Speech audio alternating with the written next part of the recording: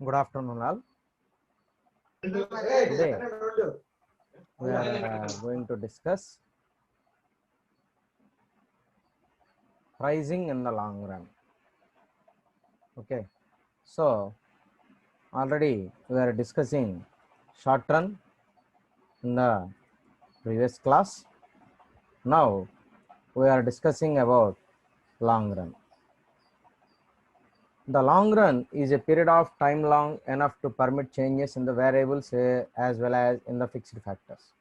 So మనకు long run అనే దాంట్లో ఏంటంటే మనకు ఒక సఫిషియంట్ టైం అనేది మనకు ఉంటుంది, ఎనఫ్ టైం.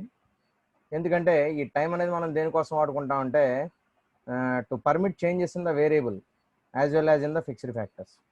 ఈ లాంగ్ రన్లో మనకి ఏంటంటే వేరియబుల్ అదేవిధంగా ఫిక్స్డ్ ఫ్యాక్టర్స్ రెండింటిని కూడా మనం చేంజ్ చేసుకోవచ్చు. ఎందుకంటే some of the fixed factors are also changed in the long run. ఓకేనా? సో లాంగ్ రన్లో మనకు వేరియబుల్ ఫ్యాక్టర్స్ కూడా చేంజెస్ అనేది చేసుకోవచ్చు. ఓకేనా? అదేవిధంగా ఫిక్స్డ్ ఫ్యాక్టర్స్ కూడా చేంజ్ చేసుకోవచ్చు. అంటే ఎలా అంటే ఇప్పుడు సపోజ్ మనం ఇప్పుడు ప్రజెంట్ ఒక మిషనరీ మనం కొంటే నెక్స్ట్ మళ్ళా లాస్ట్ ఇయర్ ఉన్నది ఈ ఇయర్కి ఉండదు కదా. అంటే లాంగ్ రన్ తీసుకుంటే 2 years తర్వాత మనం తీసుకుంటే శాలరీస్ పెరుగుతూ ఉంటాయి, తర్వాత పవర్ బిల్స్లో చేంజ్ రావచ్చు, పవర్ బిల్లో చేంజ్ రావచ్చు, లేదంటే ట్యాక్సెస్లో చేంజ్ రావచ్చు ఇయర్ బై ఇయర్, లేకపోతే మిషనరీ కాస్ట్లో చేంజ్ రావచ్చు. ఇలా మనకు కొన్ని ఫ్యాక్టర్స్ చేంజ్ అవుతుంటాయి. అంటే అప్పటి వరకు ఫిక్స్డ్గా ఉన్నాయి. అంటే శాలరీస్ అనేది 1 year ఫిక్స్డ్ ఉంటాయి, ట్యాక్సెస్ అనేది 1 year ఫిక్స్డ్ ఉంటాయి, తర్వాత పవర్ బిల్ అనేది 1 year అలానే ఉంటుంది. అంటే చేంజెస్ ఏమైనా ఉంటే 1 year తర్వాతే కదా. ఇట్లా మనకు ఏదో ఒక ఎక్స్పెన్స్ అనేది మనకు ఒక టైం పీరియడ్కి చేంజ్ అవుతూ ఉంటుంది. ఓకేనా? సో కాబట్టి ఇక్కడ ఈ ఫిక్స్డ్ ఫ్యాక్టర్స్ అనేవి కూడా మనకి ఏంటంటే లాంగ్ రన్లో మనకి చేంజ్ అవుతూ ఉంటాయి. వేరియబుల్ ఫ్యాక్టర్స్ చేంజ్ అవుతాయి. వేరియబుల్ ఫ్యాక్టర్స్ అనేది షార్ట్ పీరియడ్లో కూడా చేంజ్ అవుతాయి. అదే ఇక్కడ ఫిక్స్డ్ ఫ్యాక్టర్స్ కూడా చేంజ్ అవుతాయి అనమాట లాంగ్ రన్లో అయితే. In the long run accordingly all factors are available, all factors are variable and non fixed. So ఇక్కడ లాంగ్ రన్లో ఎలా ఉంటుందంటే all factors are variable and non fixed. So variable factors అన్నీ కూడా అన్ని ఫ్యాక్టర్స్ వేరియబుల్గానే ఉంటాయి and also non fixed. So అవి ఫిక్స్డ్గా ఉండవు అని చెప్పి చెప్తూ ఉన్నాడు. Thus in the long run firms can change their output by increasing their fixed equipment. కాబట్టి లాంగ్ రన్లో ఎలా ఉంటుందనంటే firms can change their output. Firms అనేవి సంస్థలు, ఫార్మ్స్ అంటే సంస్థలు. Can change their output by increasing their fixed equipment. ఎందుకంటే వాటి యొక్క అవుట్పుట్ని పెంచుకోవడం కోసం లాంగ్ రన్లో ప్రతి సంస్థ కూడా ఏం ఆలోచన చేస్తుందనంటే వాళ్ళకు ఉన్నటువంటి ఫిక్స్డ్ ఎక్విప్మెంట్ని పెంచుకోవడానికి ప్రయత్నం చేస్తుంది. అంతే కదా, ఇయర్ బై ఇయర్. ఎందుకంటే ప్రతి సంవత్సరం కూడా ఏమనుకుంటారంటే మనం ఎలాగైనా కూడా మన అవుట్పుట్ని అంటే మన ప్రొడక్షన్ కెపాసిటీని పెంచుకోవడానికి ప్రతి ఒక్కళ్ళు కూడా ప్రయత్నం చేస్తూ ఉంటారు. అదేం తప్పు కాదు కదా. సో చిన్న సంస్థ నుంచి పెద్ద సంస్థ వరకు ఏమనుకుంటారు, ప్రతి ఒక్కళ్ళు కూడా గ్రో అవ్వాలని కోరుకుంటారు. అర్థమైందా? సో కాబట్టి ఆ గ్రో అవ్వాలని కోరుకునేటప్పుడు ఏం చేస్తారంటే ప్రతి ఒక్కళ్ళు కూడా వాళ్ళకు ఉన్నటువంటి ఎక్విప్మెంట్ని పెంచుకోవటము, లేదంటే వాళ్ళకు ఉన్నటువంటి ప్లాంట్ని ఎక్స్పాన్షన్ చేసుకోవడం, ఇలా ఏదో ఒకటి యాడ్ చేసుకుంటూ వెళ్తారు. అర్థమైందా? ఇంక్రీజ్ చేసుకుంటూ వెళ్తారు. They can enlarge the old plants or replace them by new plants or add new plants.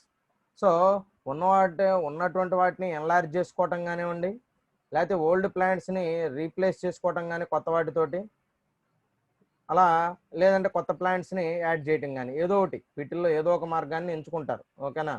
So అంటే ఉన్నటువంటి వాటిని ఎన్లార్జ్ చేయటం కానీ, లేకపోతే ఉన్నటువంటి వాటిని రీప్లేస్ చేయటం కానీ, లేకపోతే ఉన్నటువంటి వాటికి కొత్త వాటిని యాడ్ చేయటం కానీ చేయటం అనేది జరుగుతుంది అని చెప్పి చెప్తున్నాడు.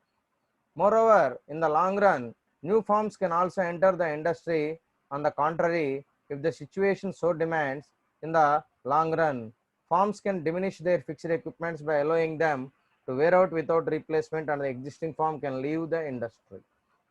సో ఇక్కడ మోర్ ఓవర్ లాంగ్ రన్లో ఇంకా ఏముందని చెప్తున్నాడంటే in the long run new firms can also enter the industry. కొత్త సంస్థలు కూడా మనకి ఇండస్ట్రీలోకి ఎంటర్ అవడం అనేది జరుగుతుంది. ఎందుకంటే మనం చెప్పాం కదా, ఇక్కడ మనం ఎవరిని ఆపడానికి లేదు. There is free exit and free entry. Perfect కాంపిటీషన్లో ఏం చెప్పాము? Free entry and free exit. There is no restrictions at all unless and until it is legal business. అర్థమైందా? సో అంటే మనం చేసేది లీగల్, చట్టబద్ధమైనటువంటి వ్యాపారం అయినప్పుడు మనం ఎవరికి కూడా భయపడాల్సిన అవసరం లేదు. కాబట్టి anybody can enter and anybody can exit. కాబట్టి ఇక్కడ బయ్యర్కి కానీ సెల్లర్కి కానీ ఎటువంటి రిస్ట్రిక్షన్స్ లేవు. Anybody can enter in to the market, anybody can exit from the market. ఓకేనా? సో అది మీరు జాగ్రత్తగా గుర్తుపెట్టుకోవాలి. కాబట్టి ఇక్కడ కాంపిటీషన్ అనేది ఎక్కువగా ఉంటుంది. ఎవరైనా కూడా ఈ బిజినెస్లోకి రావచ్చు, ఎవరైనా కూడా వాళ్ళ వ్యాపారాన్ని కార్యకలాపాలను వాళ్ళు నిర్వహించుకోవచ్చు. మనం చేస్తున్నాం అని చెప్పి వేరే వాళ్ళని ఆపమంటాం అనేది ఇక్కడ పాసిబుల్ కాదు. Okay, if the situation so demands in the long run, firms can diminish their fixed equipments by allowing them to wear out without replacement and the existing firm can leave the industry. ఎప్పుడైతే కొత్త వాళ్ళు వస్తున్నారో ఆటోమేటిక్గా పోటీ పెరుగుతుంది మార్కెట్లో. కొత్తవాడు ఏం చేస్తాడు? సో ఉన్నవాడిని పోటీ తట్టుకోవాలంటే ఏం చేస్తారు? కొత్తవాడు వాడికన్నా తక్కువ అమ్మటం, లేదంటే వాడికన్నా క్వాంటిటీ ఎక్కువ ఇవ్వటం, లేదంటే వాడికన్నా బెటర్ క్వాలిటీ ఇవ్వటం, ఏదో ఒకటి చేయాలి ఖచ్చితంగా, అంతే కదా? సో ఆల్రెడీ మార్కెట్లో ఉన్నవాడిని మనం బీట్ చేయాలి అని అంటే ఖచ్చితంగా వాడి ఇవ్వదాన్ని ఏదో ఒకటి మనం ఇవ్వాలి అదనంగా. సో ఖచ్చితంగా. సో కాబట్టి వాడు ఇవ్వదాన్ని ఏదో ఒకటి మనం అదనంగా ఇవ్వాలి అని అంటే అది ఒకటి ప్రైజ్ తగ్గించవచ్చు, లేకపోతే క్వాంటిటీ పెంచవచ్చు, లేకపోతే వాడికన్నా క్వాలిటీ ఇవ్వచ్చు, ఏదో ఒకటి మనం డిఫరెన్షియేషన్ అనేది చూపించాలి. లేదంటే అదే ప్రైజ్కి మనం అడిషనల్ ఫీచర్స్ ప్రొవైడ్ చేయొచ్చు, ఏదన్నా ఎలక్ట్రానిక్ ప్రోడక్ట్ అయితే ఏదో ఒకటి. సో కాబట్టి అప్పుడు అలాంటప్పుడు ఏమవుతుంది, మనం మన యొక్క ఎక్విప్మెంట్ని పెంచడం బదులు తగ్గించుకుంటాం. ఎందుకని? ఇంకా మనం దీంట్లో ఇన్వెస్ట్ చేయడం వల్ల ఉపయోగం లేదు, మనకి పోటీ బాగా పెరిగిపోయింది, దీంట్లో ఇంకా మనం సస్టైన్ అవడం కష్టం అనే ఒక అభిప్రాయానికి కనుక వస్తే దాన్ని ఏం చేస్తారు? తగ్గించుకుంటారు. Okay, by allowing them to wear out without replacement and the existing firms can leave the industry. So అప్పుడు తగ్గించుకోవడంతో పాటుగా ఏం చేస్తారు? అవసరమైతే ఉన్నటువంటి వాళ్ళే మార్కెట్లోంచి ఎగ్జిట్ అయిపోయే పరిస్థితి కూడా వస్తుంది. ఇది మీకు చాలాసార్లు చెప్తున్నాను, గుర్తుపెట్టుకోండి. సో ఇప్పుడు మనకి బెస్ట్ ఎగ్జాంపుల్ జియోనే. సో జియో అనేది మనకి ఎంటర్ అయిపోయిన తర్వాత ఏమైందండి? చిన్న చిన్న వాళ్ళందరూ కూడా తట్టుకోలేక కాంపిటీషన్ ఎగ్జిట్ అయిపోయారు మార్కెట్లో నుంచి. అంటే వేరే వాళ్ళకి అమ్మేసుకోవటం, లేదంటే కంప్లీట్గా బయటకు వెళ్ళటం, ఏదో ఒకటి చేశారు. ఇప్పుడు ఎంటీఎస్ అనేది లేదు, సో అది ఎవరికి అమ్మలేదు, కంప్లీట్గా క్లోజ్ అయిపోయింది అట్లాగా. సో అప్పట్లో ఉండేది. సో అది వచ్చినప్పుడు ఒక రకమైనటువంటి అది కూడా ఒక హైప్ క్రియేట్ చేసింది మార్కెట్లో. సో అలాగనమాట ఏదో ఒకటి.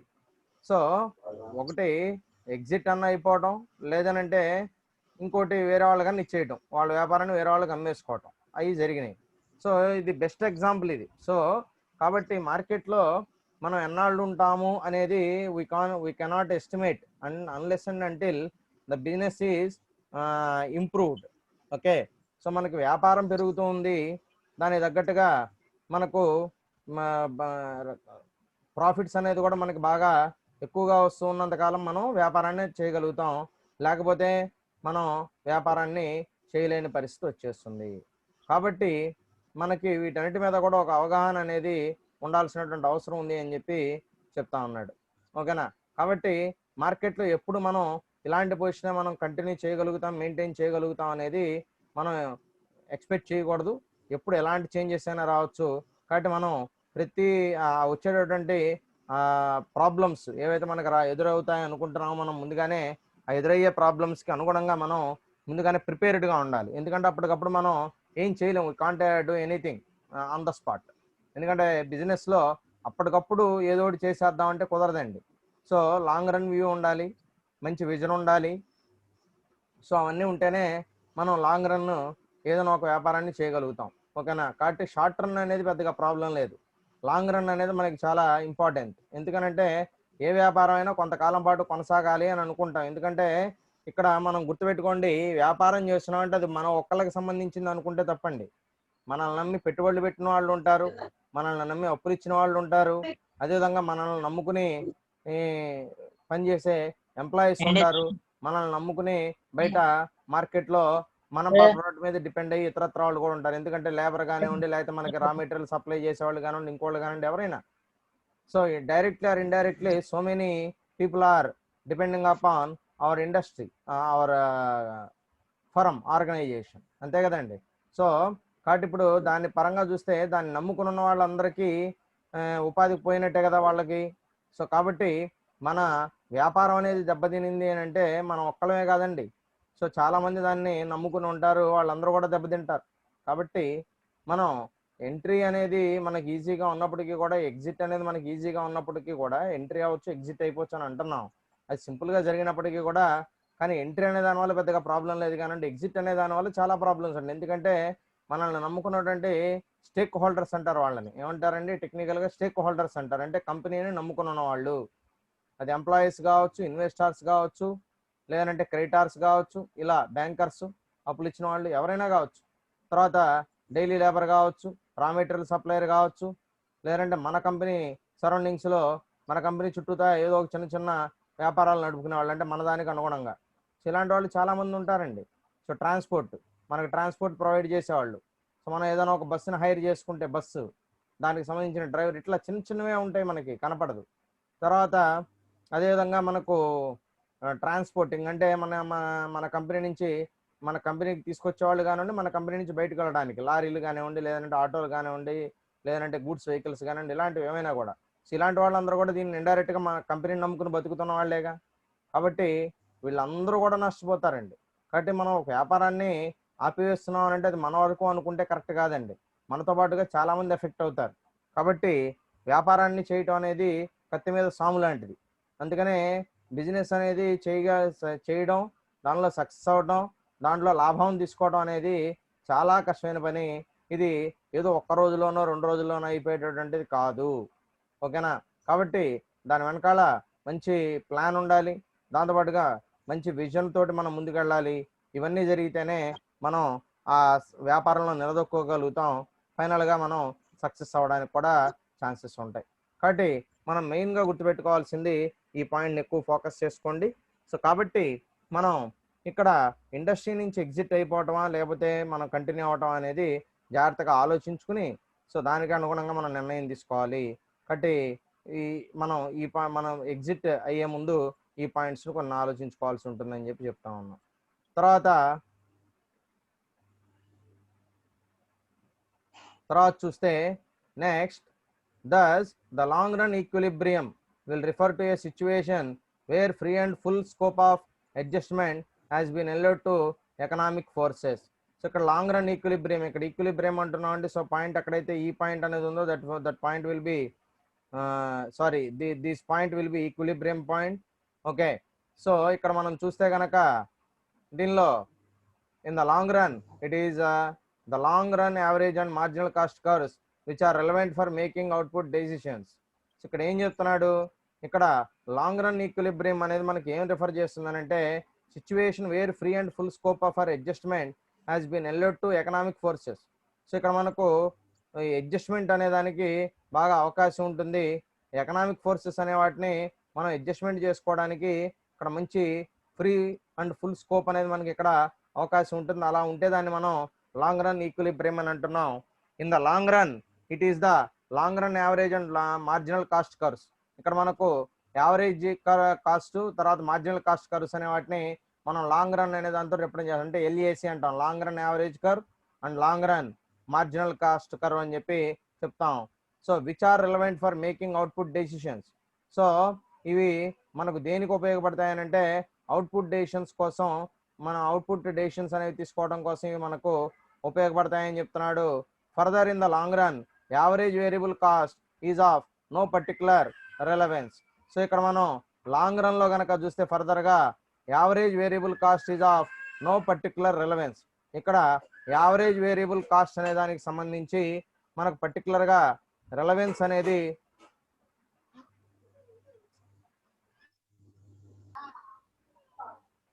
So long run average and long run marginal cost curves అనేవి ఉంటాయి which are relevant for making output decisions.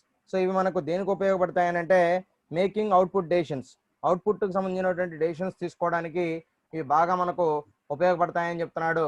Further in the long run average variable cost is of no particular relevance.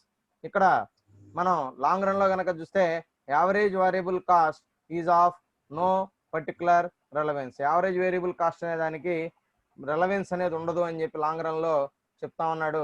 The average total cost is of determining importance. ఇక్కడ మనకు average total cost అనే దానికే importance ఉంటుంది, కానీ average variable cost అనే దానికి importance ఉండదు అని చెప్పి చెప్తా ఉన్నాడు. Since in the long run all costs are variable and non fixed. So కాబట్టి ఇక్కడ మనం ఇందాక కూడా చెప్పుకున్నాం, లాంగ్ రన్లో మనకి ఏది కూడా ఇక్కడ ఫిక్స్డ్గా అనేది ఉండదు, అన్ని వేరియబుల్గానే ఉంటాయని చెప్పి చెప్తాడు. రీజన్ ఏంటో కూడా మీకు చెప్పాను. ఓకేనా. So in the short run a firm under perfect competition is in equilibrium. అంటే ఇక్కడ షార్ట్ రన్కి లాంగ్ రన్కి ఉన్నటువంటి డిఫరెన్సెస్ మనం చూడాలి కాబట్టి దాంట్లో కూడా చెప్తున్నాడు. In the short run a firm under perfect competition is in equilibrium at that output at which marginal cost equals price or marginal revenue. Okay, so short run ఎలా ఉందని చెప్తున్నాడు, is in equilibrium at that output and at which marginal cost equals price or marginal revenue. అక్కడ ఏం చెప్పాం, MC equal to MR అంటే marginal cost అనేది marginal revenue తోటి equal అవ్వాలి. ఈక్వల్ అయినటువంటి పాయింట్ని మనం ఏమంటున్నాం అంటే ఈక్విలిబ్రియం అని చెప్పి అనుకున్నాం. ఓకేనా. So this is equally valid in the long run. ఇది లాంగ్ రన్ లో కూడా అలాగే చెప్తున్నాడు. లాంగ్ రన్ లో కూడా ఎంసీ అనేది ఎంఆర్ కావాలి. కాదు ఇక్కడ మనం ఎల్ఎంసి అంటాం, ఎల్ఎంఆర్ అంటాం. అంటే long run marginal cost curve, అదేవిధంగా long run marginal revenue curve అంటారు. But in the long run for a perfectly competition firm to be in equilibrium decides marginal cost being equal to price. So ఇంకొక point ఏమవ్వాలంటున్నాడు ఇక్కడ, మామూలుగా అయితే perfect competition లో MC equal to MR అయితే సరిపోతుంది. దాంతోపాటు అదనంగా ఇక్కడ ఏమవ్వాలంటున్నాడు, marginal cost also equal to price అని కూడా అంటున్నాడు. ఇది దిస్ ఈజ్ అడిషనల్ కండిషన్. ఓకేనా. So price must also be equal to average cost. అదేవిధంగా ఇంకోటి పాయింట్ ఏం చెప్తున్నాడు, ప్రైస్ అనేది కూడా ఈ యావరేజ్ కాస్ట్ కి ఈక్వల్ అవ్వాలంటున్నాడు. అంటే ఇక్కడ ఏమేమి అవ్వాలి, first MC equal to MR అవ్వాలి, తర్వాత ఎంఆర్ అనే దానికి ఎంసీ అనే దానికి ప్రైస్ ఈక్వల్ అవ్వాలి, తర్వాత ఇంకోటి యావరేజ్ కాస్ట్ కూడా ఈక్వల్ అవ్వాలి. అంటే MC equal to P equal to AC అవ్వాలి. ఓకేనా. కాబట్టి if the price is greater than the average cost, ఒకవేళ ప్రైజ్ అనేది కనుక యావరేజ్ కాస్ట్ కన్నా ఎక్కువగా ఉంటే the firm will be making super normal profits. జాగ్రత్తగా గుర్తుపెట్టుకోండి. If the price is greater than the average cost అంటే యావరేజ్ కాస్ట్ కన్నా కూడా ప్రైజ్ అనేది ఎక్కువగా ఉంటే దాని అర్థం ఏంటి, యావరేజ్ కాస్ట్ కన్నా ఎక్కువ ఉంది అంటే కాస్ట్ కన్నా ఎక్కువ ఉంది అంటే ప్రైజ్ ఆటోమేటిక్గా మనకు అది ప్రాఫిట్ అనే కదా, ఇండైరెక్ట్ గా. సో కాబట్టి యావరేజ్ కాస్ట్ కన్నా కూడా ప్రైజ్ అనేది కనుక ఎక్కువగా ఉంటే then we are getting super normal profits. దాంతో మనం ఏం చేయొచ్చు సూపర్ నార్మల్ ప్రాఫిట్స్ ని గెయిన్ చేయడానికి అవకాశం ఉంటుంది అని చెప్పి చెప్తా ఉన్నాడు. తర్వాత lured by these super normal profits new firms will enter the industry and these extra profits will be competed away. So ఎప్పుడైతే మనకి సూపర్ నార్మల్ ప్రాఫిట్స్ అనేవి వస్తాయో కొత్త వాళ్ళు కూడా ఎంటర్ అవుతారు. దాంతోపాటుగా మనకు పోటీ కూడా పెరుగుతుంది. కాబట్టి మనం ఇక్కడ ఎక్స్ట్రా ప్రాఫిట్స్ అనేది కూడా గెయిన్ చేసుకోవడానికి అవకాశం ఉంది. Unless and until new firms are entered. అర్థమైందా. సో న్యూ ఫార్మ్స్ ఎంటర్ అయ్యే వరకు కూడా మనకు వచ్చేటటువంటి ఆ సూపర్ నార్మల్ ప్రాఫిట్స్ని మనం ఎంజాయ్ చేయొచ్చు. దాని తర్వాత మనకు కాంపిటీటర్ ఎంటర్ అవుతాడు కాబట్టి మన ప్రాఫిట్ని అతను కూడా కొంత షేర్ చేసుకోవాల్సిన పరిస్థితి వస్తుంది అని చెప్పి చెప్తా ఉన్నాడు. తర్వాత thus the conditions for long run equilibrium of perfectly competitive firm can be written as. So ఇక్కడ మనం కండిషన్స్ కనుక చూస్తే లాంగ్ రన్ ఈక్విలిబ్రియంలో so perfectly competitive firm can be written as price equal to, ఇందాక చెప్పాను కదండి, price equal to marginal cost equal to minimum average cost. ఓకేనా. Price equal to marginal cost equal to minimum average cost అని చెప్పి చెప్తా ఉన్నాడు. So ఇక్కడ మనం క్వాంటిటీ తీసుకున్నాం, ఇక్కడేమో కాస్ట్ అండ్ రెవెన్యూ తీసుకున్నాం. సో ఇక్కడ ఈ ఈఎఫ్జి అనేవి మనకు 3 పాయింట్లు కట్ అవుతున్నాయి. చూడండి, ఇక్కడ ఒక పాయింట్ కట్ అయింది, తర్వాత ఇక్కడ ఒకటి ఈ లైన్ కట్ చేసింది, తర్వాత ఇక్కడ ఒక పాయింట్ కట్ చేసింది. ఇట్లా మనకు 3 పాయింట్లు 3 లెవెల్స్లో మనం కనుక చూస్తే ఇక్కడ AR equal to MR equal to price అయింది, AR equal to MR equal to price అయింది. దాంతోపాటుగా మనం ఎల్ఎంసి ఎల్ఏసి అని చెప్పాం. అంటే long run marginal cost curve, అదేవిధంగా long run average cost curve అంటాం. సో ఎక్కడైతే ఈ పాయింట్ మనకు కట్ అయినాయో అవి మనం ఈక్విలిబ్రియం పాయింట్గా చెప్పుకోవచ్చు. ఇప్పుడు ఒక్కొక్క దాని గురించి ఏంటో చూద్దాం. So the conditions for the long run equilibrium of the firm under perfect competition can be easily understood from the figure 4.9 where LAC is the long run average cost curve and LMC in the long run marginal cost curve. The firm under perfect competition cannot be in long run equilibrium at price OP. So ఒకవేళ మనం perfect కాంపిటీషన్లో కనుక మనం చూస్తే cannot be in long run equilibrium at price OP. So ఈ OP అనే price దగ్గర ఓపీ1. So ఇది P1 అనుకోండి, ఇక్కడ ప్రింట్ అవ్వలేదు. సో ఇది P అనుకోండి, ఇక్కడ P1 అనుకోండి. So because though the price OP equals MC, ఎందుకనంటే ఇక్కడ ప్రైజ్ అనేది దేనికి ఈక్వల్ అయిపోయింది అని అంటే ఎంసీ అనే దానికి ఈక్వల్ అయిపోయింది.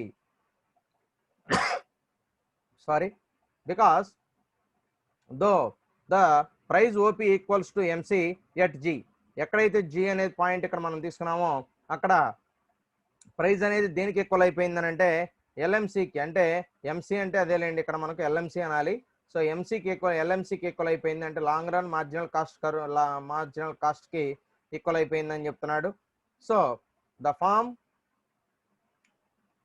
తర్వాత ఎట్ అవుట్పుట్ ఓక్యూ దగ్గర చూడండి, ఇక్కడ క్వాంటిటీ అనేది పెరుగుతుంది అంటే ఇది ఓక్యూ అనేది తక్కువ, ఓక్యూ తర్వాత ఓక్యూ1 తర్వాత ఓక్యూ2 ఇట్లా తీసుకోండి మీరు అనుకుంటే కనుక. సో వీడు రివర్స్లో పెట్టుకొచ్చాడండి, Q1 Q2 Q3 అని పెట్టుకొచ్చాడు. అంటే ఎందుకంటే ఇక్కడ నుంచి పెరుగుతూ ఉంది కదా, ఫస్ట్ Q1 పెరిగింది ఎక్కువగా ఉంది, తర్వాత ఇది దానికన్నా కొంచెం తక్కువ, దాని తర్వాత కొంచెం తక్కువగా, ఇలా అంటే 3 లెవెల్స్ ఆఫ్ క్వాంటిటీ. అంటే Q1 Q2 Q3 అనుకోండి for example, Q1 Q2 Q3. So Q1 అనేది ఎక్కువ ఉంది, Q2 దానికన్నా కొంచెం తక్కువ, Q3 అనేది ఇంకా కొంచెం తక్కువగా ఉన్నది. సో ఇప్పుడు మనం కనుక తీసుకుంటే at output OQ but it is greater than the average cost at this output and therefore the firm will be earning supernormal profits. So ఎప్పుడైతే మనకు క్వాంటిటీ అనేది ఎక్కువగా ఉందో దాంతోపాటుగా ఇక్కడ ఈ పాయింట్ ఏదైతే ఉందో ఇక్కడ మనకు సూపర్ నార్మల్ ప్రాఫిట్స్ అనేది గెయిన్ చేయడానికి అవకాశం ఉంది. ఎందుకంటే ఇక్కడ యావరేజ్ రెవెన్యూ అనేది పెరిగింది, ఇక్కడ తక్కువగా ఉంది. ఈ పాయింట్ దగ్గరికి వెళ్ళేటప్పటికి యావరేజ్ రెవెన్యూ అనేది మనకి ఇంక్రీజ్ అయింది. దాని అర్థం ఏంటంటే మనకు యావరేజ్ రెవెన్యూ అనేది పెరిగిందనంటే మనకు ప్రాఫిట్ అనేది పెరిగినట్టే ఇండైరెక్ట్గా అని చెప్పి చెప్తా ఉన్నాడు. సో కాబట్టి ఇక్కడ మీరు జాగ్రత్తగా గుర్తుపెట్టుకోండి, ఇక్కడేమో కాన్స్టెంట్ రెవెన్యూ తీసుకున్నాం, ఇక్కడేమో క్వాంటిటీ తీసుకున్నాం. క్వాంటిటీ అనేది మీరు ఇక్కడ Q1 Q2 Q3 అనుకోండి ఎగ్జాంపుల్కి. సో ఇవి AR equal to MR equal to price అంటే మూడు ఒకే లైన్లో ఉంటాయి, స్ట్రైట్ లైన్లో. అంటే ఏఆర్ అనేది ఎంఆర్ అనేది ప్రైజ్ అనేది ఈక్వల్ కాబట్టి అర్థమైందంటే మూడు ఒకటి అంటే ప్రైజ్ 5 రూపీస్ అయితే ఎంఆర్ అనేది కూడా 5 ఏఆర్ అనేది కూడా 5. అదేవిధంగా ఇక్కడ కూడా ప్రైజ్ అనేది 5 రూపీస్ అయితే ఎంఆర్ 5 అవుతుంది, ఏఆర్ అనేది కూడా 5 అవుతుంది. కాబట్టి మీకు ఎక్కడైతే ఇంటర్సెక్టింగ్ అయినాయో ఆ ఇంటర్సెక్టింగ్ అనేటువంటి పాయింట్స్ మనకి ఏదైతున్నాయి అవి మీరు జాగ్రత్తగా ఐడెంటిఫై చేయాలి. సో అక్కడ ఎందుకు ఇంటర్సెక్ట్ అయింది, ఏంటి రీజన్ అనేది మనం అనాలిసిస్ చేయగలగాలి. ఓకేనా? సో ఎప్పుడైతే మనకు క్యూ అనేది ఈ పాయింట్లో ఇక్కడ మనకు సూపర్ నార్మల్ ప్రాఫిట్స్ అనేవి వస్తాయి, ఈ పాయింట్ దగ్గర అంటే జీ అనే పాయింట్ దగ్గర మనం సూపర్ నార్మల్ ప్రాఫిట్స్ అనే వాటిని ఎక్స్పెక్ట్ చేయడానికి అవకాశం ఉంది అని చెప్పి చెప్తా ఉన్నాడు. తర్వాత thus to conclude that the price OP the firm under perfect competition is in equilibrium in the long run when. So ఎప్పుడు మనం ఈక్విలిబ్రియం అని చెబుతున్నాం, price equal to MC equal to minimum AC. So minimum of average cost and marginal cost and price, these three are equal, then it will be called as equilibrium in the perfect competition market అని చెప్పి under long run అని చెప్పి చెప్పుకోవచ్చు. Long run అనాలి పర్టికులర్గా, ఎందుకంటే long రన్కి separate ఉంది, short రన్కి separate ఉంది కాబట్టి. Now at price OP besides all firms being in equilibrium at output OQ. So మనం ఇక్కడ ప్రైస్ ఓపీ అనే దాని దగ్గర besides all firms being in equilibrium at output OQ. So మనం ఎప్పుడైనా కూడా ఈ ఈక్విలిబ్రియం కనుక మనం తీసుకుంటే ఆ ఈక్విలిబ్రియం అనేది మనం తీసుకుంటే the at output OQ. So output OQ దగ్గర మనకు ఈక్విలిబ్రియం అనే దానికి రీచ్ అయింది. The industry will also be in equilibrium. ఆ టైంలో ఇండస్ట్రీ కూడా మనకు ఈక్విలిబ్రియంగా ఉంది అని అనుకుంటే కనుక, since there will be no tendency for new firms to enter the existing firms to leave the industry. So అలా చూస్తే కనుక since there will be no tendency for new firms to enter or the existing firms to leave the industry. So ఇది ఎప్పటి వరకు no tendency for new firms to enter అంటే కొత్త సంస్థలు enter అవుతున్నాయనే ఆలోచన కానివ్వండి, ఎంటర్ అవ్వాలనే ఆలోచన కానివ్వండి, లేదా ఉన్నటువంటి వాటివి బయటికి వెళ్ళిపోవటం అంటే enter or the exit firms to leave the industry. అంటే కొత్త సంస్థలు ఎంటర్ అవటం కానీ లేకపోతే ఎగ్జిట్, లేదంటే ఉన్నటువంటివి బయటకు వెళ్ళిపోవటం కానీ జరగనంతసేపు జాగ్రత్తగా గుర్తుపెట్టుకోండి. ఎప్పుడు ఈ కండిషన్స్ మనం సాటిస్ఫై చేయొచ్చు, no tendency for new firms to enter అంటే కొత్త ఫార్మ్స్ ఎంటర్ అవ్వాలనే ఆలోచన లేకపోవడం, అదేవిధంగా the existing firms to leave the industry, existing firms ఇండస్ట్రీని వదిలి బయటకు వెళ్ళిపోవటం కానీ ఇలా ఈ రెండు కూడా జరగకూడదు. Because all will be earning normal profits, ఎందుకంటే అందరూ కూడా ఇక్కడ నార్మల్ ప్రాఫిట్స్ అనే వాటిని గెయిన్ చేస్తూ ఉన్నారు కాబట్టి మినిమం ప్రాఫిట్స్ అనే వాటిని. Thus at OP price full equilibrium. So అప్పుడు మనకు ఓపీ ప్రైస్ అనేది మనం కనుక చూస్తే that should be full equilibrium అని చెప్పి చెప్పొచ్చు. తర్వాత equilibrium of all the individual firms and also of the industry as a whole is achieved in the long run under perfect competition. Okay, so ఏం చెప్తున్నాడు, thus at OP price full equilibrium. So OP price అనేది కనుక మనం full equilibrium కనుక ఉంటే, so equilibrium of all the individual firms and also of the industry. తర్వాత మనం individual forms ఇండస్ట్రీకి సంబంధించి కనుక చూస్తే దానికి కూడా ఈక్విలిబ్రియం అనేది కనుక చూస్తే as a whole is achieved in the long run under perfect competition. So అదంతా కూడా మనం ఈ లాంగ్ రన్లో అండర్ పర్ఫెక్ట్ కాంపిటీషన్, ఈ పర్ఫెక్ట్ కాంపిటీషన్ అనే దాని దగ్గర మనం మనం వీటన్నిటిని కూడా మనం అచీవ్ చేయొచ్చు, అనుకున్న వాటన్నిటిని కూడా మనం ఇక్కడ అచీవ్ చేయడానికి అవకాశం ఉంటుంది అని చెప్పి చెప్తా ఉన్నాడు. సో తర్వాత నెక్స్ట్ దాంతో మనకు పర్ఫెక్ట్ కాంపిటీషన్ మార్కెట్ అయిపోయిందండి. So perfect competition under perfect competition market మనం ఏం చెప్పుకున్నాం, features of the perfect competition market, దాంతోపాటుగా షార్ట్ రన్లో ఎలా ఉంటుంది, తర్వాత లాంగ్ రన్లో ఎలా ఉంటుంది, సో ఇలాంటివన్నీ కూడా మనం మాట్లాడుకోవడం జరిగింది. సో అది మనకు పర్ఫెక్ట్ కాంపిటీషన్ మార్కెట్కి సంబంధించినంత వరకు కంటెంట్ అనమాట. ఓకేనా. So now we are going to second category imperfect competition market. ఎందుకంటే పర్ఫెక్ట్ కాంపిటీషన్ మార్కెట్లోకి మనకు సపరేట్గా కేటగిరీస్ ఏం లేవు, తెలుసు కదా ఆల్రెడీ. డయాగ్రామ్ చూడండి. సో ఒకసారి మీరు డయాగ్రామ్ చూస్తే, చార్ట్ అనేది కనుక చూస్తే, so under perfect competition there is no sub categories. Okay, so perfect కాంపిటీషన్లో ఇంకా సబ్ కేటగిరీస్ ఏమీ లేవు, ఓన్లీ సింగిల్ వన్. తర్వాత ఇన్పర్ఫెక్ట్ కాంపిటీషన్, తర్వాత ఇన్పర్ఫెక్ట్ కాంపిటీషన్లో మళ్ళా 3 రకాలుగా ఉన్నాయి, monopoly, monopolistic market and oligopoly. So imperfect market competition అంటే ఏంటో తెలుసుకుని దాని తర్వాత ఈ మూడింటి గురించి మనం మాట్లాడుకుంటే సో ఈ టాపిక్ కంప్లీట్ అవుతుంది, మార్కెట్స్ అనే టాపిక్ కంప్లీట్ అయిపోతుంది. ఓకే, దెన్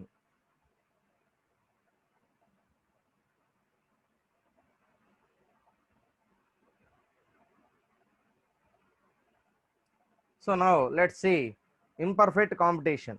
ఓకే, సో ఈ ఇన్పర్ఫెక్ట్ కాంపిటీషన్ గురించి చూస్తే కనుక, సో ఇన్పర్ఫెక్ట్ కాంపిటీషన్ అనేది పేరులోనే మనకు చెబుతున్నాం, ఇన్పర్ఫెక్ట్ అంటున్నాం, so not perfectly. So but it is also very very important. Nowadays the modern markets are having this type of competitions, imperfect competition, that's why these are also popular in all over the world.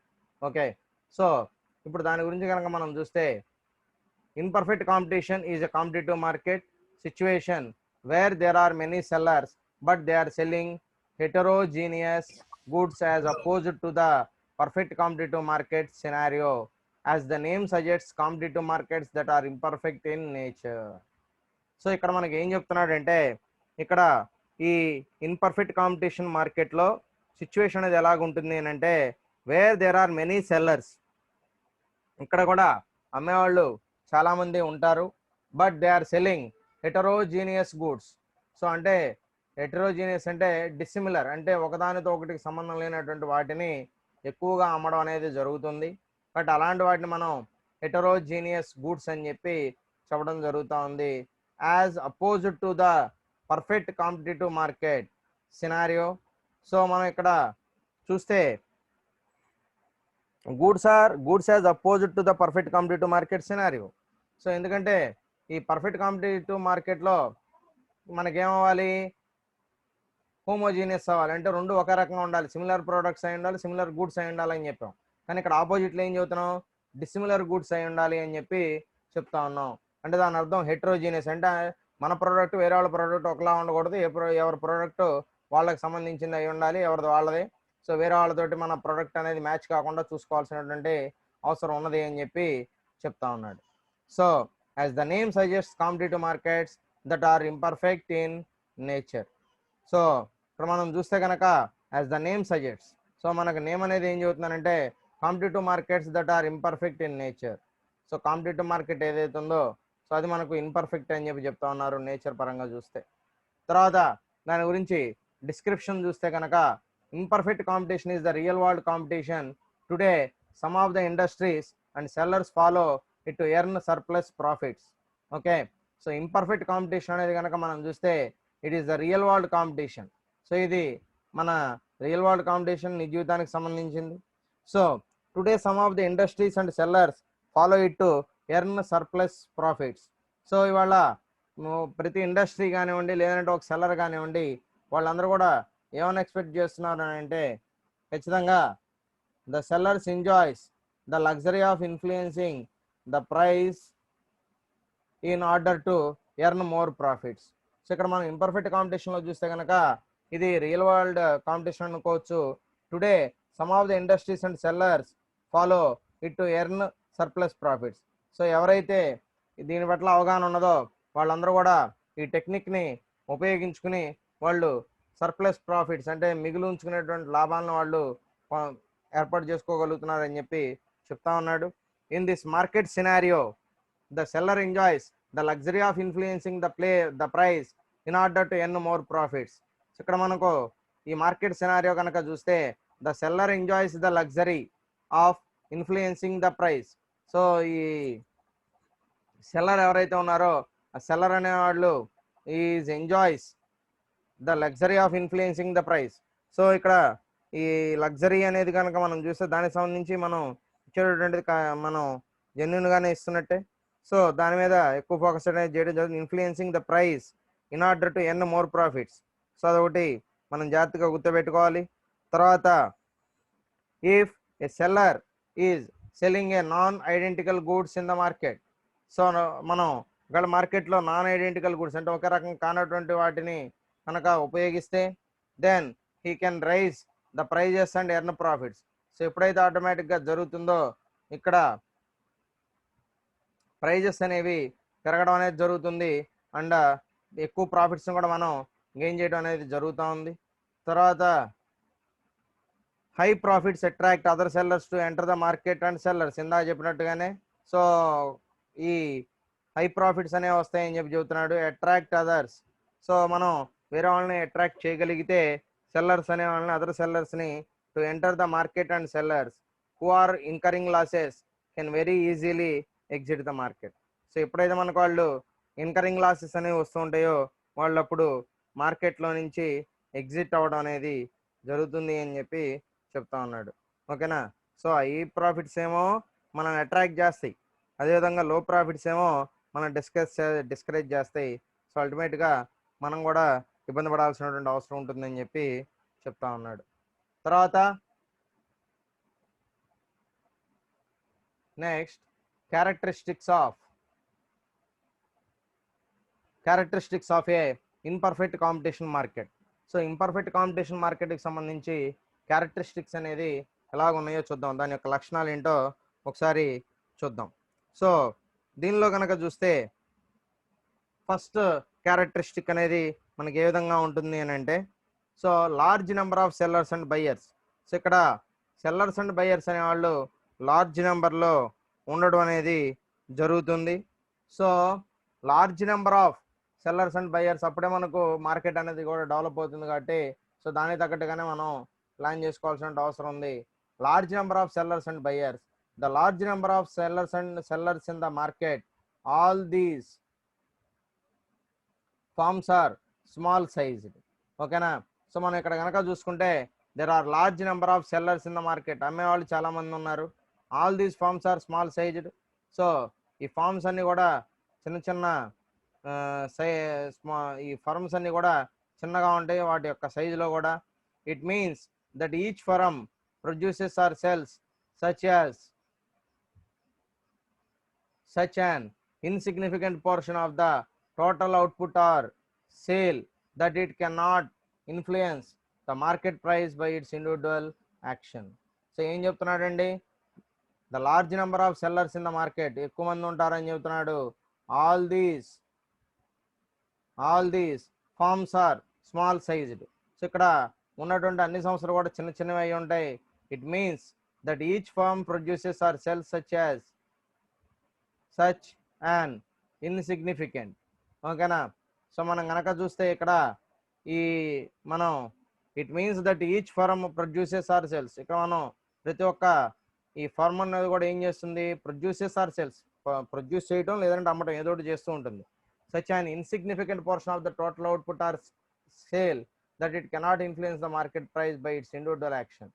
So ఇక్కడ మనం కనుక చూస్తే selling అనేది కనుక జరిగితే such insignificant portion, దాన్ని మనం signify చేయకుండా, సో మనం కనుక ఇన్సిగ్నిఫికెంట్ పోర్షన్ కనుక మనం ఇస్తే of the total output are sale that it cannot influence the market price. So దానివల్ల మనకు టోటల్ అవుట్పుట్ అనే దానికి సంబంధించి మనకి పెరగదు కదా, ఉన్నదే కదా బయటకు వెళ్ళింది. Are sale that it cannot influence the market price, దానివల్ల మనకు మార్కెట్ ప్రైస్లో ఎటువంటి చేంజెస్ అనేది రావు అని చెప్పి చెప్తా ఉన్నాడు. తర్వాత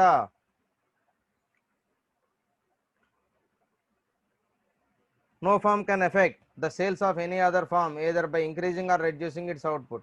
సో ఏ సంస్థ కూడా ఇబ్బంది పడాల్సిన అవసరం లేదు, ఒక సంస్థ వేసిన సో దానివల్ల దీనివల్ల అనుకుని. సో కాబట్టి ఇక్కడ మనకు every firm acts independently without bothering about the reactions of its rivals. So ఇక్కడ మనం ప్రతి ఒక్క సంస్థ కూడా ఎలా ఆలోచిస్తుందనంటే, ఏ సంస్థను కూడా తనకు తాను ఇండివిజువల్గా ఆలోచించుకుంటుంది. Without bothering about the reactions of its rivals, వాళ్ళ ప్రత్యర్థుల యొక్క రియాక్షన్స్ మీద ఏమాత్రం కూడా ఆలోచించకుండా, ఎటువంటి భయం అనేది లేకుండా సో కంప్లీట్ చేయొచ్చు అని చెప్పి చెప్తా ఉన్నాడు. There are a large number of buyers and none of them can affect price by his individual action. మనం ఇక్కడ కనుక చూస్తే there are a large number of buyers and none of them can affect price. So మనం ఇక్కడ large number of buyers కనుక మనం తీసుకుంటే and none of them can affect price by his individual action. So మనం ఇక్కడ కనుక చూస్తే ఈ లార్జ్ నెంబర్ ఆఫ్ బయర్స్ అనేది ఉంటారు కాబట్టి and none of them can affect price by his individual action. So కాబట్టి ఈ ఇండివిజువల్ యాక్షన్స్ అనే దానివల్ల మనకు ఎటువంటి ఉపయోగం లేదు అనేది మనం ఇక్కడ చూడాలి. సో కాబట్టి ఇక్కడ మనం లార్జ్ నెంబర్ ఆఫ్ బయర్స్ అనేది మనకి ఇక్కడ మెయిన్ ఫోకస్ చేస్తున్నాం. And none of them can affect price by his individual action. So వ్యక్తిగతంగా చేసుకోవడానికి ఎటువంటి ఇబ్బంది అనేది లేదు కాబట్టి మనం ఆ విధంగా చూసుకోవచ్చు. తర్వాత ప్రొడక్ట్ డిఫరెన్సియేషన్. సో ఈ ప్రొడక్ట్ డిఫరెన్సియేషన్కి సంబంధించి కనుక చూస్తే another important characteristic is product differentiation. So product differentiation అంటే ఏంటి జనరల్గా? సో మనకు తెలిసింది ఒక ప్రోడక్ట్కి ఇంకొక ప్రోడక్ట్కి సంబంధించి మనం ఈ డిఫరెన్సియేషన్ అనేది ఉండాలి. ఎందుకంటే ఇందాక చెప్పాం కదా, ఓకేనా. సో హోమోజీనియస్గా ఉండకూడదు, హెట్రోజీనియస్గా ఉండాలి. కాబట్టి ఒక ప్రోడక్ట్కి ఇంకో ప్రోడక్ట్కి లక్షణాల్లోనూ వాటి యొక్క పనితీరులోనూ వాటి యొక్క ఉపయోగంలోనూ తేడాలు అనేవి ఉండాల్సినటువంటి అవసరం ఉంది. అప్పుడు మనం దాన్ని ప్రోడక్ట్ డిఫరెన్సియేషన్ అని చెప్పి చెప్పడానికి అవకాశం ఉంటుంది. The product of each seller May be similar to. So కాబట్టి ప్రతి ఒక్కళ్ళు అమ్మేది సిమిలర్గా అయి ఉండొచ్చు to, but not identical with the product. అంతేగాని ఐడెంటికల్గా ఈక్వల్గా ఉండకూడదు. సో అంటే రెండు చూడంగానే రెండు మరి ఈక్వల్గా అనే విధంగా లేకుండా చూసుకోవాలి. With the product of other sellers in the industry. So కాబట్టి మనం వేరే వాళ్ళకి ఇవ్వాల్సి వచ్చినప్పుడు, మనం ఈ ఇండస్ట్రీకి సంబంధించి మనం ఏదన్నా ఇవ్వాల్సి వచ్చినప్పుడు కొంచెం మనం చూసుకోవాల్సి ఉంటుంది. ఎందుకంటే ప్రొడక్ట్ డిఫరెన్సియేషన్ అనేది ఉండాల్సిందే కాబట్టి దానికి అనుగుణంగా మనం ఇక్కడ ప్లాన్ చేసుకోవాల్సినటువంటి అవసరం కూడా ఉంది. But not identical with the product of other sellers in the industry. ఓకేనా. సో ఇది దానికి సంబంధించి ప్రొడక్ట్ డిఫరెన్సియేషన్కి సంబంధించి. ఓకే. సో దాని తర్వాత ఒక ఎగ్జాంపుల్ చూడండి. For example a packet of Verka butter may be similar in kind to another packet of Vita butter. So Verka butter, Vita butter అనేది మనం కనుక తీసుకుంటే రెండు కూడా సిమిలర్గానే ఉన్నాయి. But because of the idea that there are differences. So మనం ఇక్కడ ఏమనుకుంటాం అంటే, మనం జాగ్రత్తగా గమనించకపోతే అంత బాగానే ఉందనుకుంటాం. సో కానీ అక్కడ దేర్ ఆర్ డిఫరెన్సెస్, దాంట్లో కొన్ని డిఫరెన్సెస్ అనేవి ఉండడం జరిగింది. రియల్ ఆర్ ఇమాజినరీ, అవి రియల్ అయి ఉండొచ్చు, లేకపోతే ఇమాజినరీ కూడా అయి ఉండొచ్చు. In the quality of these two products, మనం క్వాలిటీ కనుక చూస్తే కనుక టూ ప్రొడక్ట్స్ సంబంధించి each buyer may have a definite preference for the one rather than for the other. So మనం ఇక్కడ కనుక చూస్తే in the quality of these two products, so మనం ఈ టూ ప్రోడక్ట్స్ సంబంధించినటువంటి క్వాలిటీ కనుక మనం చూస్తే each buyer may have a definite preference for the one rather than for the other. So మనం ఒక ప్రోడక్ట్కి ఇంకో ప్రోడక్ట్కి సంబంధించి ఖచ్చితంగా ప్రిఫరెన్సుల్లో అయితే తేడాలు అయ్యే ఉంటాయని చెప్పి మనం ఖచ్చితంగా ఎక్స్పెక్ట్ చేయొచ్చు. As a result each firm will have a group of buyers who prefer. కాబట్టి ఇక్కడ ప్రతి ఫామ్కి కూడా గ్రూప్ ఆఫ్ బయ్యర్స్ అనేవాళ్ళు డిఫరెంట్గా ఉంటారు, ప్రిఫర్ చేసేవాళ్ళు కూడా డిఫరెంట్గా ఉంటారు. కాబట్టి for one reason or another the product of that particular firm. So మనం ఖచ్చితంగా ఈ ఏ ఫర్మ్కి ఉండే గ్రూప్ ఆఫ్ బయర్స్ అనే ఆ గ్రూప్కి ఉంటారు కాబట్టి ఆ ఫర్మ్కి ఉంటారు కాబట్టి ఆ ప్రోడక్ట్ని ప్రిఫర్ చేసే వాళ్ళు ఆ ప్రోడక్ట్ కొనుక్కుంటారు. సో వేరే ప్రోడక్ట్ కొనుక్కునే ఫర్మ్ని ప్రోడక్ట్ని ప్రిఫర్ చేసే వాళ్ళు వేరే ప్రోడక్ట్ కొంటారు. కాబట్టి we don't bother about that. ఎందుకంటే వీటా బట్టర్ అవ్వచ్చు, లేదంటే వెర్కా బట్టర్ అవ్వచ్చు, సిమిలర్ కైండ్ అంటున్నాడు. కానీ ఇక్కడ క్వాలిటీ అదేవిధంగా క్వాంటిటీ ఈ రెండు కూడా మనం జనరల్గా చూసిన వాళ్ళు రెండు ఒకటే అనుకున్నప్పటికీ కూడా కానీ క్వాలిటీ విషయంలో మనం పట్టేసేయచ్చు. ఎందుకంటే ఆటోమేటిక్గా తెలిసిపోతుంది. ఎందుకంటే ఇది వేరు అది వేరు అనేది మనకి ఈజీగా అర్థమైపోతుంది. ఎందుకంటే వాడిన తర్వాత ఇప్పుడు సపోజ్ మీరు సంగంది మీరు గీ తీసుకోండి, వేరే కంపెనీది గీ తీసుకోండి, ఇది సంగందని ఇచ్చాడు అనుకోండి, రెండు దగ్గర సిమిలర్గానే ఉన్నాయనుకోండి, ఇచ్చాడు అనుకోండి, మనం వాడిన తర్వాత మనకు అర్థం అవుదా సంగంది ఇలా ఉండదు కదా అని అప్పుడైనా కూడా మనం ఆలోచిస్తాం. ఎందుకంటే సంగం గీ ఇలా ఉండదు కదా కాబట్టి ఖచ్చితంగా ఇది సంఘం కాదు అని చెప్పి మనం ఐడెంటిఫై చేయగలుగుతాం. సో మనం ఒకవేళ అలా ఉన్నప్పటికీ కూడా మనం భయపడాల్సిన అవసరం లేదు. క్వాలిటీ కానీ అలా వదిలేయకూడదు. ఎందుకంటే రెండు ఒకే రకంగా ఉంటే మాత్రం మనం దాని మీద కొంచెం లీగల్గా కూడా వెళ్ళొచ్చు. దానికి సంబంధించి వేరే ఉన్నాయి. సో దాన్ని మనం ప్రూవ్ చేయగలగాలి. సో కన్ఫ్యూజ్ అవుతున్నారని చెప్పి కాకపోతే వెర్కా బట్టరు వీటా బట్టరు రెండు వేరు వేరు కదా. సో వెర్కాకి వీటాకి ఎక్కడా సంబంధం లేదు. మనం వాళ్ళ మీద వెళ్ళడానికి కూడా ఛాన్సెస్ తక్కువ ఉంటాయి లీగల్గా. కాబట్టి మనం క్వాంటిటీ విషయంలో జాగ్రత్తగా, క్వాలిటీ విషయంలో జాగ్రత్తగా ఉండాలి. దెన్ అల్టిమేట్లీ ఎవరి బిజినెస్ వాళ్ళకి ఉంటుంది. కాబట్టి మనం దాని గురించి ఆలోచించాల్సిన అవసరం లేదు అని చెప్పి చెప్తా ఉన్నాడు. తర్వాత third one selling costs. Okay, selling cost కనుక తీసుకుంటే another important characteristic of the monopolistic competition is existence of selling cost. So selling cost అనేది మనం ఇక్కడ చాలా ఇంపార్టెంట్ పాయింట్గా చెప్తా ఉన్నాడు. Since there is product differentiation and products are close substitutes. ఇక్కడ మనం ప్రోడక్ట్ డిఫరెన్సియేషన్ కనుక చూస్తే దీంట్లో ఖచ్చితంగా ఉండాలి కాబట్టి and products are close substitutes. అదేవిధంగా ప్రొడక్ట్స్ అనేది క్లోజ్ అండ్ ఒకదాంతో ఒకటి సబ్స్టిట్యూట్ చేయడానికి అవకాశం కనుక ఉన్నట్లయితే ఓకేనా. సో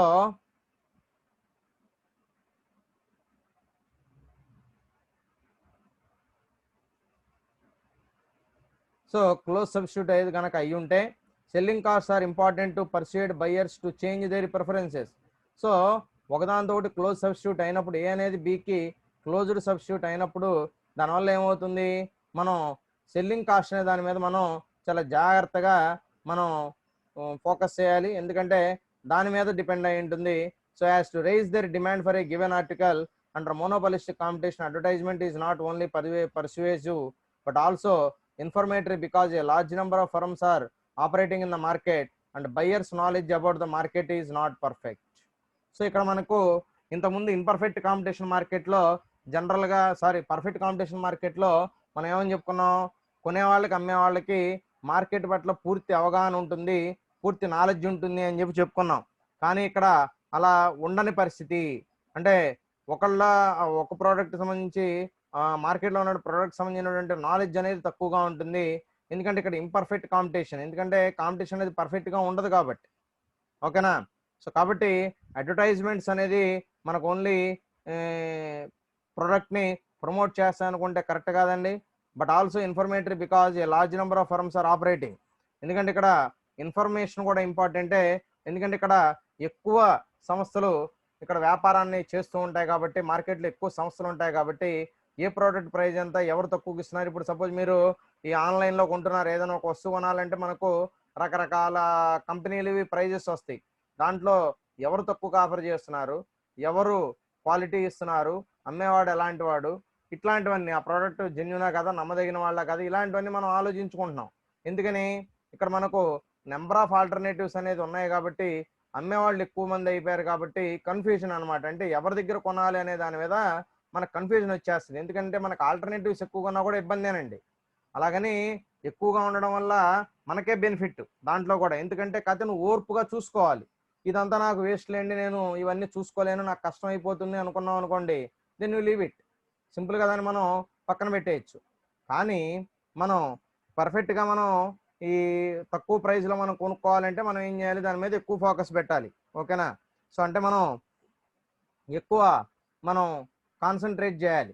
సో ఎక్కువ కాన్సన్ట్రేట్ చేస్తేనే మనకు తక్కువ కాస్ట్కి మనం కొనగలుగుతాం. ఎందుకంటే నువ్వు అనాలిసిస్ చేసుకోవాలి, అన్నీ చూడాలి, ప్రైజ్లన్నీ రాసుకోవాలి. తర్వాత వాటిల్లో మనకు ఈ క్వాలిటీ ఉన్న వాళ్ళలో బెటర్ క్వాలిటీ ఏంటి, అమ్మేవాళ్ళు ఏంటి, సప్లయర్ గురించి నాలెడ్జ్ ఉంటుంది కాబట్టి సప్లయర్ అలాంటి వాడు కూడా మనం చెక్ చేసుకోవాలి అన్నీ. ఎవరు ఏ సప్లయర్ ఇస్తున్నాడు, సో సప్లయర్కి రేటింగ్ ఎలా ఉంది, బాగుందా లేదు, ఇంతకుముందు ఫీడ్బ్యాక్ ఎలా ఉంది అతని గురించి అనేది మనం ప్రతిదీ చెక్ చేసుకోవాలి. ప్రతిదీ చెక్ చేసుకున్న తర్వాతే మనం కొనుక్కోవాలన్నమాట. కాబట్టి ఇవన్నీ చేయాలి అని అంటే అది ఈజీ టాస్క్ కాదు. అర్థమవుతుందా? సో ఇవన్నీ మనం మెయింటైన్ చేయాలంటే it's not an easy thing. కాబట్టి దీంట్లో తెలిసిన వాడేమో అన్నీ చూసుకుని ఆలోచించుకుని ఎవరు తక్కువకి ఇస్తున్నారు ఏంటి అనేది అందరిది చెక్ చేసుకుని అన్నీ చెక్ చేసుకుని కొనుక్కుంటాడు. సో టైం లేనివాడు ఇవన్నీ నాకెందుకులేండి, ఈ గోలంతా నాకెందుకులేండి, నా పని నేను చేసుకుంటానని చెప్పి వాడు ఇవన్నీ నేను వెతుక్కోలేనని చెప్పి డైరెక్ట్గా పని చేసేసుకుంటాడు. ఓకేనా? సో కాబట్టి ఇలాంటివన్నీ కూడా మనం చూడాల్సి ఉంటుంది. కాబట్టి ఓవరాల్గా మనం అన్నీ చెక్ చేసుకోవాల్సినటువంటి అవసరం ఉంది అని చెప్పి చెప్తా ఉన్నాడు. ఓకేనా? సో